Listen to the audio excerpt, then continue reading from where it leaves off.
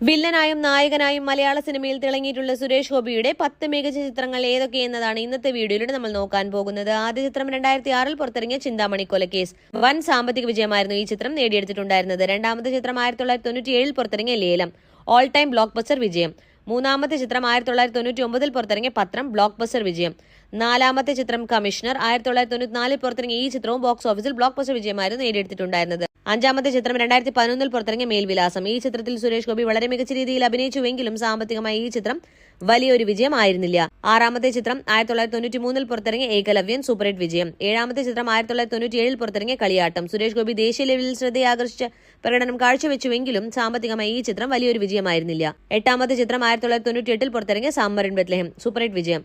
ഒമ്പതാമത്തെ ചിത്രം 2000 പുറത്തിറങ്ങിയ തെൻകാശി പഠനം, ഓൾ ടൈം ബ്ലോക്ക് ബസ്റ്റർ വിജയമായിരുന്നു നേടിയെടുത്തിട്ടുണ്ടായിരുന്നത്. പത്താമത്തെ ചിത്രം 2001 പുറത്തിറങ്ങിയ രണ്ടാം ഭാവം. സാമ്പത്തികമായി ഈ ചിത്രം ഫ്ലോപ്പായിരുന്നു.